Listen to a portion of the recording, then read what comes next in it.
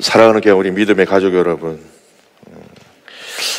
이번 주 화요일부터 지난주 화요일이죠. 이제 주일이 됐으니까 저희는 이제 제가 대략 계산해 보니까 6주 정도 이 예레미야의 말씀을 묵상하게 됩니다.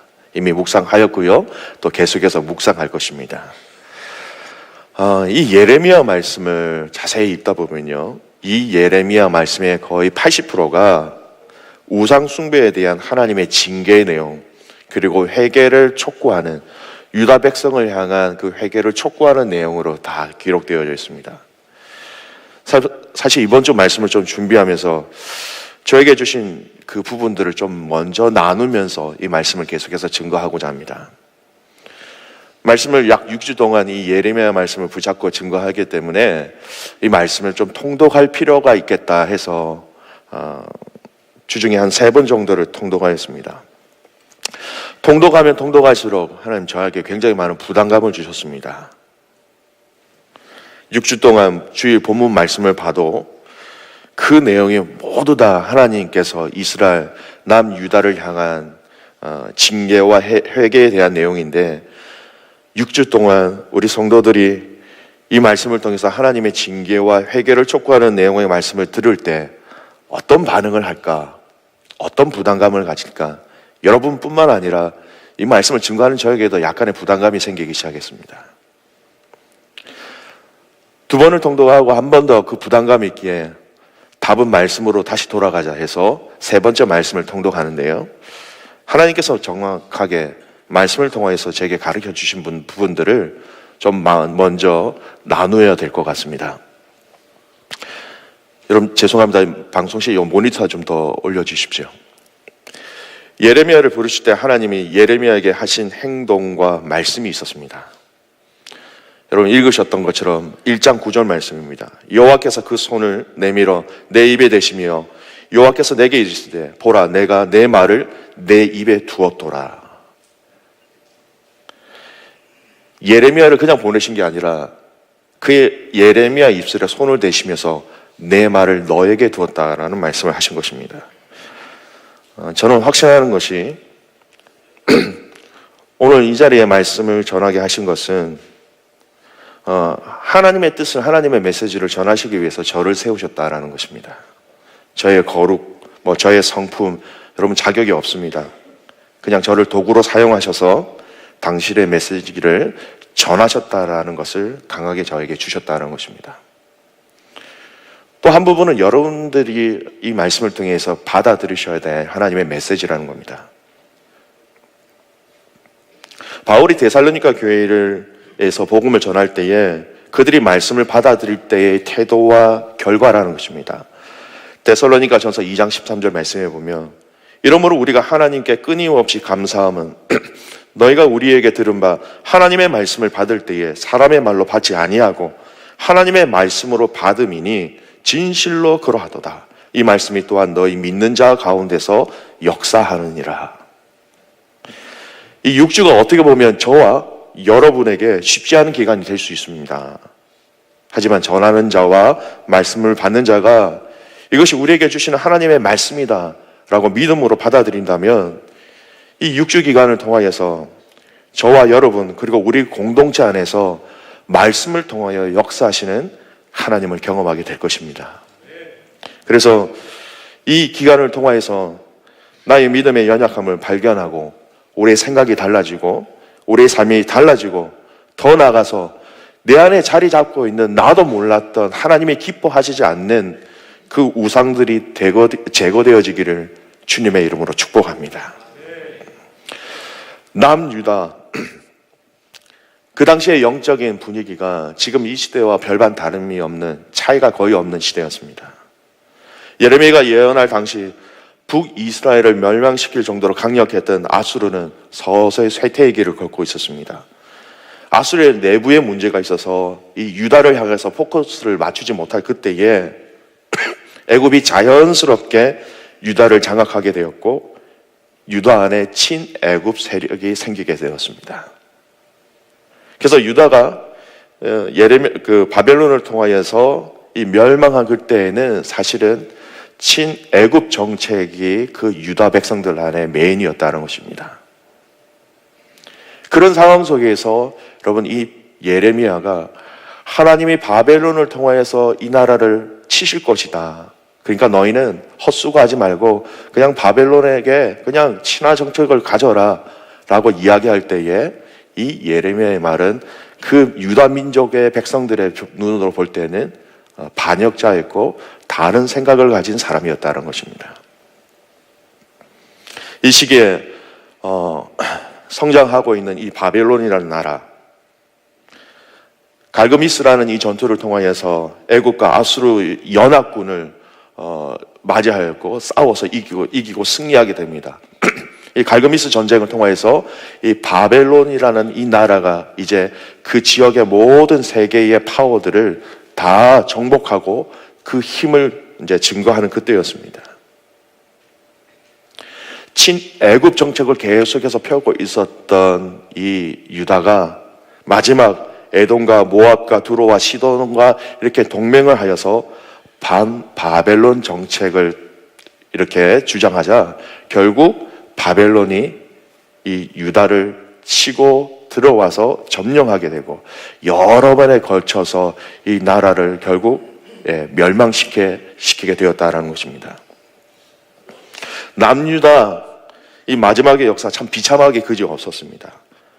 애굽의 눈치를 보다가 부강하는 바벨론이라는 나라 이 사이에서 눈치를 보다가 결국 나라가 망하게 되는 남유다의 역사는 그래서 마지막에 보면 죽음, 치욕, 부끄러움 그 자체였다는 것입니다. 당연히 영적인 분위기도 너무나 탁하고 썩어 냄새나는 부정한 시대였습니다. 근데 더 큰 문제는 유다 왕국 말기에 거의 모든 남유다의 백성들이 가지고 있는 잘못된 믿음과 잘못된 신념이 있었다는 것입니다. 여러분 잘 아시는 것처럼 이스라엘 백성들, 남유다들, 우리는 하나님의 백성이기 때문에, 우리는 하나님의 함께 하시기 때문에 이 나라가 망하게 되는 일은 결코 없을 것이다. 조상들과 약속하신 그 하나님의 언약을 그들은 그들 나름대로 기억하고 믿었습니다. 하지만 그들의 믿음과 신념은 자기 중심적인 믿음이었습니다. 자기 방식대로의 믿음이었습니다. 자기 유익을 위한 믿음이었다는 것입니다. 하나님이 정하신 방법과 전혀 상관없는 믿음이었습니다.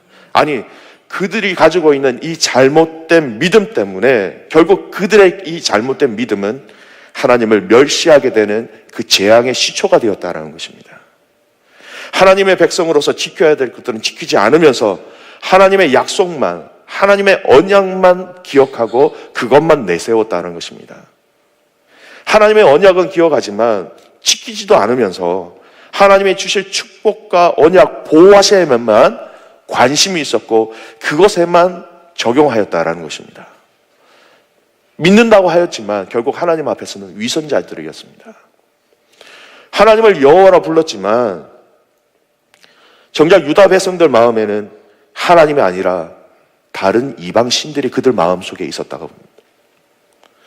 어제 말씀을 묵상하였던 2장 25절 말씀을 보십시오.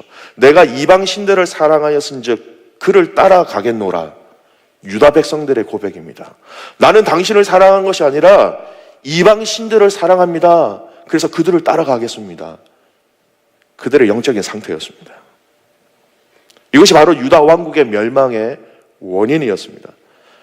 겉으로는 신흥 파워를 가지고 있는 바벨론 때문에 나라가 망한 것 같지만 바꿔서 얘기하면 국제적인 정세에 발빠르게 제대로 줄 서지 못해서 망한 것처럼 보이지만 그 멸망은 하나님을 버렸기 때문입니다. 그가 산 시대 쉽지가 않았습니다. 요시야 13년 때부터 유다의 마지막 시드기야 11년까지 약 40년이란 긴 세월 동안 예레미야는 유다의 멸망과 함께 선지자로서의 사명을 감당하였습니다. 요시야, 요아스, 요야긴, 시드기야. 5 임금이 바뀌는 것을 보았습니다. 죽음을 당하고 포로로 잡혀가고 나라의 멸망의 끝자락까지 눈으로 보았던 그였습니다. 그럼 우리나라 역사를 보아도요. 구한말 시대부터 일제시대, 6.25 군사 독재 정권의 삶을 사신 분들을 보면 참 저분들은 산전수전 다 겪으셨다. 이렇게 얘기하잖아요. 그 시대를 산 것만 해도 굉장한 수고가 있었다는 겁니다. 오늘 예레미야는 이런 나라의 종말을 함께 경험한 사람이었습니다. 여러분, 그가 경험한 개인적인 삶도 만만치 않았습니다. 하나님의 명령으로 이 바벨론이라는 나라를 통하여서 우리가 다 포로로 잡혀갈 것인데 애굽에 갈 필요 없어. 애굽을 의지할 필요가 없어. 그냥 이미 정하신 거기 때문에 그냥 바벨론과 친하게 지내면서 그냥 포로로 그냥 끌려가. 그것이 하나님이 정하신 방법이야. 이렇게 얘기하자 사람들은 그를 핍박하고 그를 거짓 선지자로 취급하였습니다. 심지어는 이 예레미야의 마지막 인생은요, 바벨론이 쳐들어오자 유다의 왕조가 애굽으로 피신합니다. 근데 자기 의지가 아닌 자기 민족을 통하여서 포로가 되어서 이 애굽으로 함께 끌려가서 거기서 인생의 마지막을 맞이하게 되는 삶이 바로 예레미야의 삶이었습니다. 이런 시대와 이런 시기에 예레미야를 통해서 이스라엘 백성들에게 하나님 무엇을 말씀하고 계십니까? 하나님이 이 예레미야를 통해서 이스라엘 백성들이 무엇을 깨닫기를 원하십니까? 오늘 본문 말씀 그것이 너무나 명확하게 잘 드러나 있습니다. 예레미야를 통해서 하나님이 말씀하시는 가장 근본적인 1차적인 메시지는 바로 이것입니다. 유다 백성들의 우상 숭배에 대한 질타였습니다. 우상 숭배하는 이스라엘 백성들의 잘못과 죄악에 대해서 오늘 하나님이 어떻게 설명하고 계신지 하나님이 진단하신 그 진단의 내용들을 보면 여러분 오늘 우리의 삶 또한 함께 진단할 수 있는 정말 많은 의미가 있는, 많은 영적인 교훈이 있는, 하나님이 무엇을 싫어하시는가라는 것을 깨달을 수 있는 이 말씀이 오늘 본문 속에 있다라는 것입니다.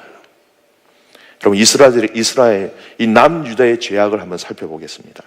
첫 번째 그들의 죄악은 무엇이냐? 징계를 받지 않고 선지자를 삼켰다라고 얘기하고 있습니다. 하나님의 징계를 받지 아니하고 도리어 그 징계를 전달하는 선지자들을 잡아서 죽였다는 것입니다. 신뢰가 있습니다. 유다 14대 왕 므낫셋입니다. 므낫셋이 누굴 죽였냐면요, 나이 많은 이사야를 여러분 톱으로 켜서 죽었다라고 기록되어져 있습니다. 예레미야 선지자 약 100년 전의 유다의 상황이었습니다. 진리를 선포하는 이 이사야를 톱으로 켜서 죽였다는 것입니다. 마태복음 23장에 보면 예수님께서 인용하신 또 하나님의 메시지를 전하다가 죽은 선지자가 나옵니다. 사가랴의 죽음에 관련된 일입니다. 유다 8대 왕 요아스 때 이 요아스는 대제사장 여야다의 도움을 통하여서 다윗 계통의 왕조를 멸하는 그 아달랴를 다 몰아냅니다. 그리고 하나님의 백성으로서 세워진 그 과정 속에 이 여야다가 죽자 이 요아스는 또 여러 방백들의 말을 듣고 하나님 앞에서 죄를 범하게 됩니다. 그때에 죽었던 여호야다의 아들 사가랴를 통해서 하나님의 말씀을 전하십니다. 너희가 여호와를 버렸으므로 여호와께서 너희를 버리셨다. 이렇게 진실을 하나님의 말씀을 통해서 메시지를 전하자 이 사가랴를 요아스 왕이 명령하여서 성전의 분향 제단과 왕궁 사이에서 돌로 쳐 죽였습니다. 죄에 대한 지적에 대해서 이스라엘 백성들이 받아들이기는커녕 도리어 그 메시지를 전하는 선지자를 잡아 죽였다라는 것입니다. 유다 백성들의 죄악을 단적으로 잘 보여주는 사건입니다. 하나님의 말씀을 전하는데 그 말씀이 그들의 죄악에 대해서 지적할 때 회개하는 것이 아니라 그 메시지를 전하는 선지자를 죽였던 그 행동, 선지자를 죽인다는 것은 결국 하나님을 인정하지 않는다는 그들의 완악한 영적 상태를 얘기하고 있었다는 것입니다. 사랑하는 귀한 믿음의 가족 여러분, 하나님은 오늘 말씀을 통하여서 또 여러분이 개인적으로 말씀을 묵상하시는 그 과정 속에서도 동일합니다. 우리의 죄와 우리의 연약함을 드러나게 하실 때에 하나님이 원하시는 방법으로 반응하기를 주님의 이름으로 축복합니다. 여러분 그 반응이 어떤지에 따라서 생명의 길과 죽음의 길로 나누어진다라는 것입니다. 사도행전 7장에 보면요, 죄에 대해서 지적하였을 때에 사람들이 하나님을 신뢰하지 않는, 믿지 않는 사람들의 그 반응을 참 잘 드러난 사건이 있습니다. 스데반의 사건입니다. 사도행전 7장 말씀에 보면 이렇게 얘기합니다. 스데반이 그 백성들을 향하여서, 예수를 잡아 죽인 그 이스라엘 백성들을 향하여서 이렇게 얘기합니다. 목이 곧고 마음과 귀에 할례 받지 못한 사람들아, 너희도 너희 조상과 같이 항상 성령을 거스르노다. 너희 조상들이 선지자 중에 누구를 박해하지 아니하였느냐? 의인이 오시리라고 예고한 자들을 그들이 죽였고, 이제는 너희는 그 의인을 잡아준 자요 살인한 자가 되나니 너희는 천사가 전한 율법을 받고도 지키지 아니하였도다 하니라. 이렇게 스데반이 그들의 죄악에 대해서, 잘못에 대해서 조목조목 하나하나 지적할 때에 그들의 반응을 보시죠. 그들이 이 말을 듣고 마음에 찔렸다는 것은 그들의 잘못을 알았다는 것입니다. 그들의 잘못을 알았음에도 불구하고 그를 향하여 이를 갈거든. 마음이 찔렸을 때 그 찔림을 통하여 하나님 앞에 무릎을 꿇어야 되는데 도리어 이를 갈았다고 얘기합니다. 그리고 57절 말씀해 보면 그들이 큰 소리를 지르며 귀를 막고 일제히 그들에게 달려들어 성 밖으로 내치고 돌로 칠세. 큰 소리를 지르고 귀를 막고 일제히 달려들어서 그들의 죄악에 대해서 지적하고 있는 이 스데반을 돌로 쳐서 죽였다라는 것입니다. 제가 한국에서 계속 사역하다가 미국으로 이제 가서 교회를 섬기게 됐습니다. 도착한 지 한 달 조금 넘었을까요? 저는 굉장히 충격적인 얘기를 하나 들었습니다. 어떤 한 다른 교회 목사님이 이런 얘기를 하시는 거예요. 죄에 대해서 설교할 수 있는 강단은 그나마 하나님의 불씨가 살아있는 강단입니다. 이 미국 교회, 이민교회가 이래요 라고 얘기하시더라고요. 그러면서 덧붙이는 말씀이 있으셨어요. 요즘 죄에 대해서, 회개에 대해서 설교하면 사람들이 하나 둘씩 없어집니다. 은혜가 안 된다고 떠납니다. 그래서 죄에 대해서 설교하는 게 큰 부담입니다. 여러분, 강단에 선 설교자가 죄에 대해서 설교하지 못하면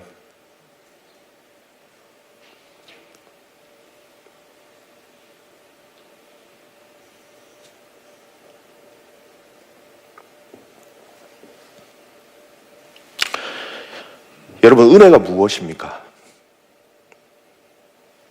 죄에 대한 지적과 해결이 은혜입니다.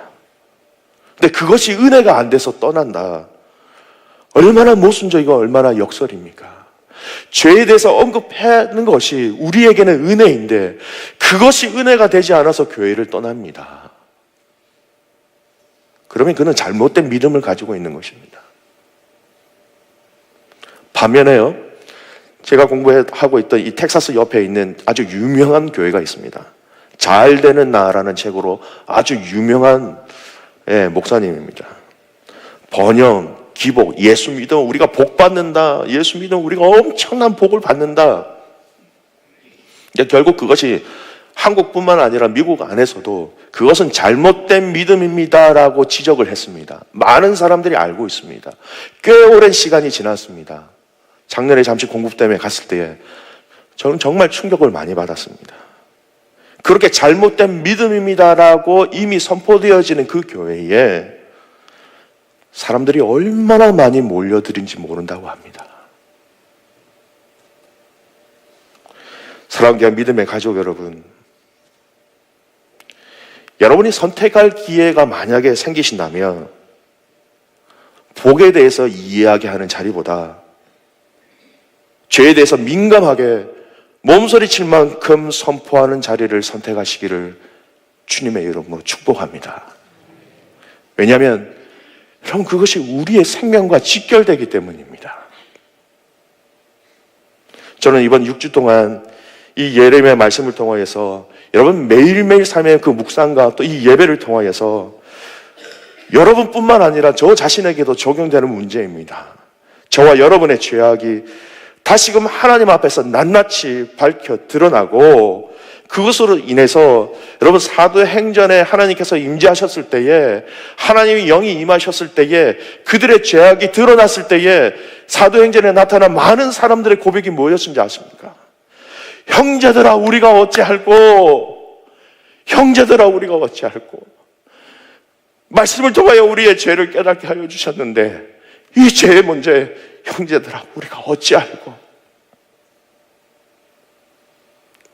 이 은혜가 우리에게 있기를 간절히 소원합니다. 두 번째, 이스라엘 백성들이 하나님 앞에서 지었던 죄가 무엇이냐?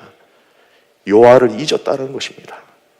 여호와를 잊었고 여호와를 버렸다라는 것입니다. 하나님과 이스라엘 백성의 관계를 신랑과 신부의 비유를 통해서 말씀하십니다. 32절에 처녀가 어찌 그 패물을 잊겠느냐, 신부가 어찌 그 예복을 잊겠느냐, 오직 내 백성은 나를 잊었나니 그 날수는 셀 수 없거늘. 나를 셀 수 없음조차 이미 과거부터 나를 잊었다라는 것입니다.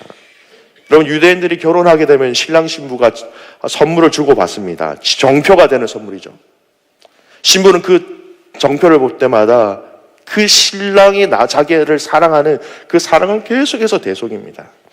자매님들 결혼하실 때 웨딩드레스 선택하시는데 굉장히 많이 힘드셨죠? 기억에 남는 순간입니다. 어떻게 하면 가장 아름다운 이 드레스를 골라서 내가 우리 사랑하는 남편을 향하여서 이 기쁨이 되어주게 할까? 고민하는 가운데 그 웨딩드레스를 고르지 않습니까? 근데 오늘 말씀에 보면 패물도 있고 예복도 있어서 신부에게는 그 패물과 예복은 더 이상 의미가 없게 되었다는 것입니다. 신랑에 대한 아무런 감정과 기쁨이 없었다. 신부가 잊어서는 안 될 것이 있는데 마치 그것을 잊은 것처럼 내 백성이 나를 잊었다라는 것입니다. 신부가 신랑을 잊었다라는 것, 이건 다른 말로 여러분 버린 것입니다. 심지어는 33절 이렇게 얘기합니다. 어찌 사랑을 얻으려고 내 행위를 아름답게 하느냐, 창녀처럼 낯선 남자의 관심을 사기 위해서 어떻게 이 행위를 하고 있느냐라는 것입니다. 남편을 기억에서 잊어버린 것뿐만 아니라 지운 것뿐만 아니라 버린 것뿐만 아니라 다른 남자의 사랑을 받기 위하여서 너의 행위를 이렇게 아름답게 하는 것이 무엇이냐, 그렇게 질타하시는 겁니다. 신부가 신랑을 사랑하지 않는 것처럼 너도 나를 사랑하지 않는구나, 너도 나를 버렸구나. 그 질타를 하시면서 하나님 유다를 향하여 그 광야의 기억을 다시 한 번 더 떠오르게 하십니다. 32절 말씀 보십시오. 너희 이 세대여 여호와의 말을 들어보라. 내가 이스라엘에게 광야가 되었느냐, 캄캄한 땅이 되었느냐. 무슨 이유로 내 백성이 말하기를 우리는 노였느냐, 다시 주께로 가지 아니하겠다 하느냐. 광야가 되었느냐, 깜깜한 땅이 되었느냐. 무슨 말입니까? 너희가 광야에 있을 때에 그곳이 정녕 광야였느냐라는 것입니다. 그 광야에 있을 때 정말 어두웠냐라는 것입니다.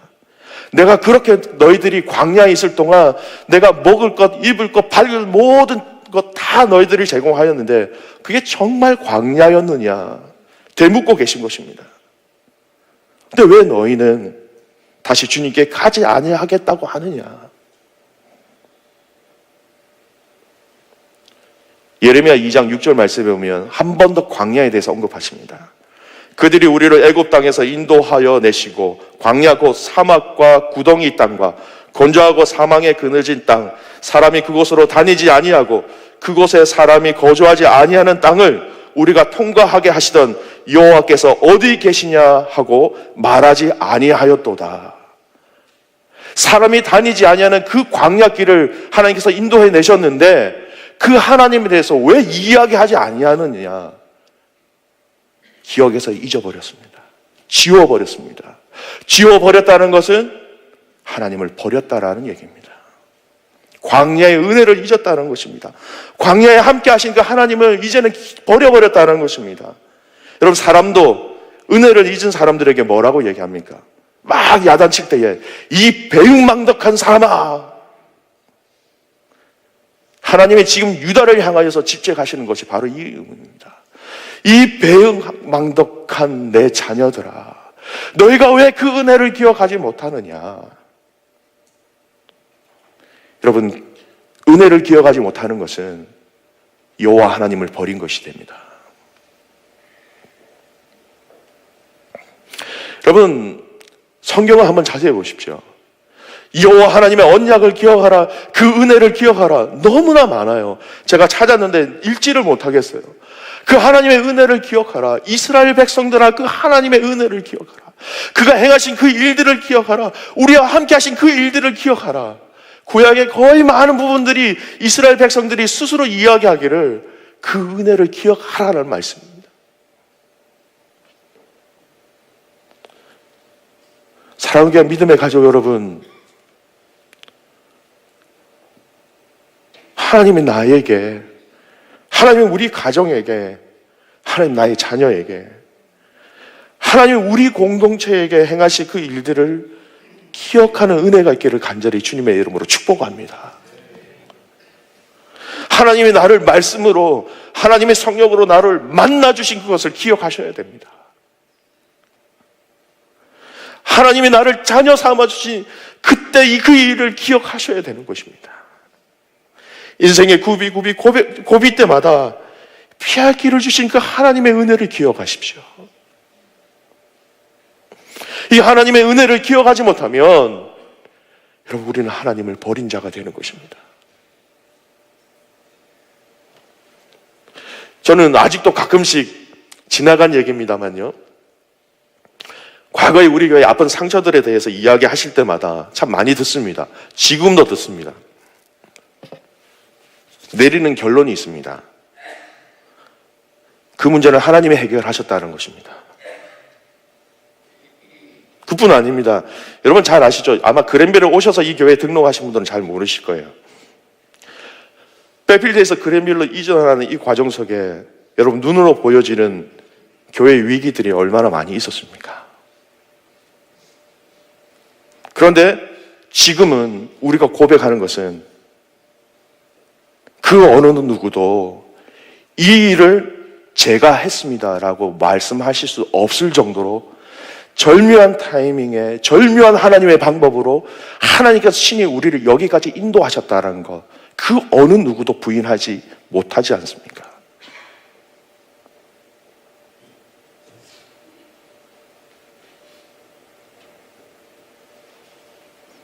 여러분, 어떻게 보면 하나님이 우리 공동체에게 행하신 그 일들이 우리 기억 속에서 조금씩 사라질 때, 여러분 이렇게 좋은 환경 속에서도 여전히 불평과 불만을 할 수 있는 것입니다. 기억이 사라질 때, 은혜를 경험하지 못하고 은혜를 점점 잊어버릴 때 그렇게 될 수 있다는 것입니다. 여러분, 하나님이 주신 그 일들과 은혜를 우리 기억하지 못한다고 할 때에, 여러분 지금 이 장소보다 훨씬 더 크고 아름답고 좋은 장소로 가더라도 하나님께서 행하신 그 일들을 기억하지 못하고 은혜를 기억하지 못한다면 아무리 좋은 장소와 아무리 좋은 환경 속에서도 불평과 불만은 끊이지 않게 된다는 것입니다. 혹시 여러분의 인생 가운데 행하신 그 하나님께서 정말 기가 막히게 내 인생 가운데 당신이 내게 찾아오시고 만져주시고 회복시켜주시고 내가 너 아버지다라고 말씀하셨을 때 그 감격이 지금 여러분 머릿속에서, 여러분 기억 속에서 잊혀진 것이 있다면 다시 회복하시기를 주님의 이름으로 축복합니다. 그 은혜를 기억할 때에 다시 여호와께로 돌아갈 수 있다는 것입니다. 세 번째, 이스라엘 백성들의 잘못은요, 35절 말씀입니다. 그러나 너는 말하기를 나는 무죄하다, 그의 진노가 참으로 내게서 떠났다 하거니와 보라, 내 말이 나는 죄를 범하지 아니하였다 하였으므로 내가 너를 심판하리라. 무슨 얘기입니까? 이스라엘 백성들의 자세입니다. 저는 아무 죄 없는데요, 하나님 저는 무죄합니다, 왜 그러세요? 여러분, 유다가 얼마나 많은 우상을 섬겼습니까? 이 우상 숭배가 그 멸망의 근원인데 우리는 하나님, 우리 무죄합니다, 죄가 없습니다, 이렇게 표현하고 있습니다. 두 가지로 이 내용을 진단할 수가 있습니다. 그들이 무죄하다고 주장하는 이유, 첫 번째가 뭐냐면 우상 숭배 자체가 죄인지 모르기 때문입니다. 여러분, 이 당시 이스라엘 백성들이 우상만 섬긴 것이 아니라 하나님 앞에 나와서 제사도 드렸습니다. 네, 하나님도 섬기고 우상도 섬긴다라는 것입니다. 이렇게 하는 게 죄인가요? 모든 사람들이 다 하는데 이것이 죄입니까? 사랑하는 믿음의 가족 여러분, 세상이 다 한다고 해서 그것이 무죄하다고 할 수 없음을 여러분 잘 살펴보시기 바랍니다. 다른 사람들이 다 한다고 해서, 다른 사람들이 다 하는 것을 내가 한다고 해서 그것이 무죄의 근원이 될 수 없다라는 것입니다. 오늘 이스라엘 백성들은 제가 무죄합니다라고 얘기하는 것이 무엇이냐? 죄가 죄인지도 모르는 상태가 되었다는 것입니다. 우상 숭배하는 그 자체가 하나님 앞에서 큰 죄라는 것조차 이미 망각한 시대가 되었다는 것입니다. 두 번째는, 이건 믿음의 사람들, 지금 우리들에게 굉장히 중요하게 적용되어지는 말씀 중에 하나입니다. 26절, 28절 사이 말씀을 보면 이렇습니다. 나무를 향하여 너는 나의 아버지라, 돌들을 향하여 너는 나를 낳았다 고백하다. 얼마나 기가 찬 고백입니까? 하나님이 그렇게 인도하셨는데 나무를 향하여서 너는 아버지다, 돌들을 향하여서 네가 나를 낳았다 이렇게 고백하다가 하나님이 징계하셔서 환란이 다가옵니다. 그때 그들이 뭐라고 얘기합니까? 이럴 때에 우리를 구원하소서 하리라. 우상을 섬기다가 하나님의 진노가 있을 때 하나님께로 돌아옵니다. 여러분, 하나님께로 돌아오는 방법, 그 시대의 유다 백성들이 하나님의 질타를 통해서 하나님께 돌아오는 구체적인 방법이 뭔지 아세요? 제사입니다. 산당에서 우상에게 제사를 드렸지만 하나님의 진노하셨을 때에 이것이 아닌가 보다 해서 다시 제사장에 나옵니다. 그들의 죄가 있기 때문에 속건제, 속죄제를 통하여서 하나님 앞에 용서해 주세요라고 나갑니다. 제사를 드리면 제사장을 통하여서 하나님 앞에 드렸기 때문에 제사를 드리고 나오는 그 이스라엘 남유다 백성들은 뭐라고 생각하느냐? 제사를 드렸기 때문에 나는 이제 무죄하다. 나는 이제 무죄하다. 근데 문제는 하나님이 그러한 제사를 받지 아니하셨다는 것입니다. 예레미야보다 100년 전에 살았던 이사야를 통해서 하나님이 이스라엘 백성들에게 징계하실 때 이 제사의 문제를 얘기합니다. 6주 가운데 제사의 얘기를 저희가 좀 한 번 더 깊게 나눌 계획입니다만요. 이사야 1장 11절에서 12절 말씀. 여호와께서 말씀하시되 너의 무수한 재물이 내게 무엇이 유익이냐?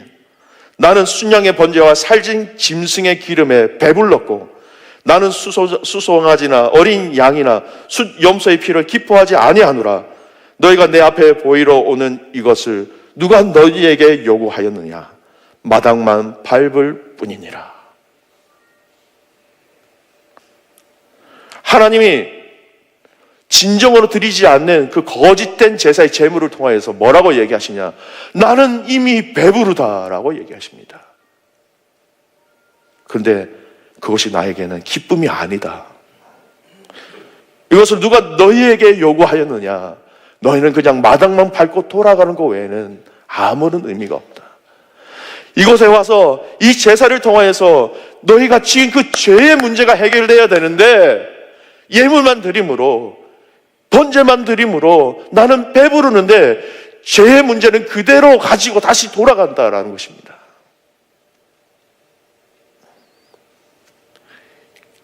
여러분, 마음을 찢는 회개가 없는 이 형식적인 회개, 형식적인 예배가 그 당시 유다의 행실이었다는 것입니다. 별로 회개할 마음이 없는데 이렇게 하면, 제사를 드리면 오피셜하게 내가 회개한 것이 되는 것이니까, 그리고 스스로 위로를 한다는 것입니다. 하나님, 저 회개했습니다. 그럼 이 자리에 있는 저와 여러분 동일합니다. 저에게도 동일하게 적용되는 말씀이에요. 우리 믿음의 성도가 정말 깨어 있어서 조심해야 할 부분이 바로 이 부분이라는 겁니다. 하나님과 세상을 향하여서 양다리를 걸치고 있는데 또는 계속해서 반복되어지는 그 죄의 문제, 주일날 나와서 일부 예배 참회 기도를 하지 않습니까? 하나님 잘못했습니다. 용서해 주세요. 또 세상에 나가서 죄를 범합니다. 똑같은 죄를 범합니다. 또 주일날 와서 하나님 그 문제 또 하나님 용서해 주세요.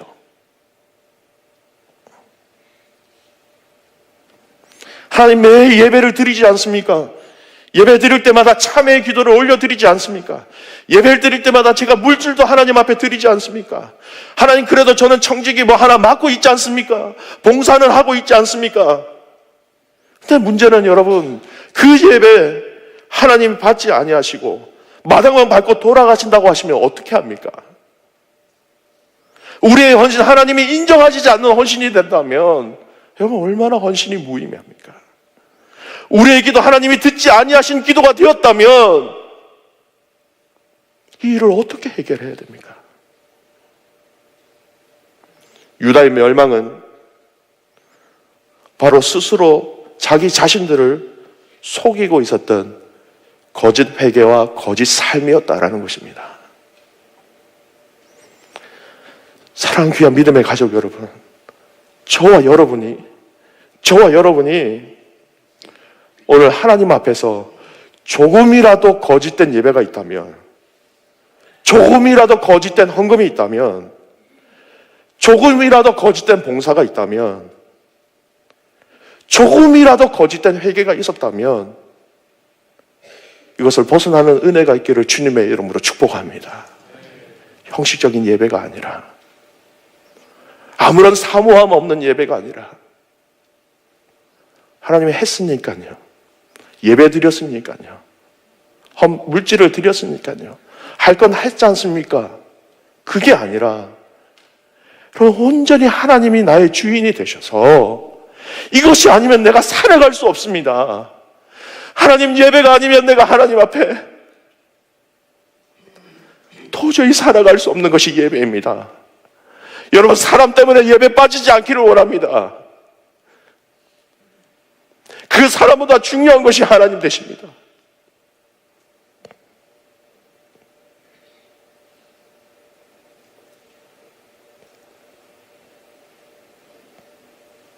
하나님을 떠난 유다 백성들의 사회가 어떻게 된 줄 아십니까?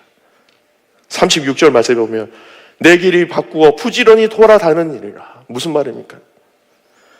애굽으로 붙을 것이냐, 바벨론으로 붙을 것이냐, 우리를 도와줄 나라가 어느 나라이냐, 어느 강대국의 줄을 잘 서야 하느냐. 근데 여러분, 그것이 아니라 우상숭배가 원인입니다. 34절 4절을 보십시오. 옷단에 죄 없는 가난한 자를 죽인 피가 묻었다라고 얘기합니다. 옷단에, 옷자락에 가난한 사람을 죽인 피가 가득 묻었다라고 얘기하시는 겁니다. 하나님을 떠난 백성들의 그 삶과 공동체는 결국 이 죄가 드러날 수밖에 없고 죄가 만연할 수밖에 없다라는 것입니다. 여러분, 우리를 살리고 우리가 살고 있는 호주 땅을 살리는 방법은 결론적으로 얼마나 정치를 잘하느냐, 얼마나 좋은 사람을 세우느냐, 물론 그 과정 속에 필요한 것이지만 우리가 여호와께로 진정 돌아갈 때에 우리와 우리의 이 사회와 우리 공동체가 살게 된다는 것입니다. 말씀의 결론을 맺습니다. 예레미야가 눈물을 흘리면서 기도한 것이 있습니다.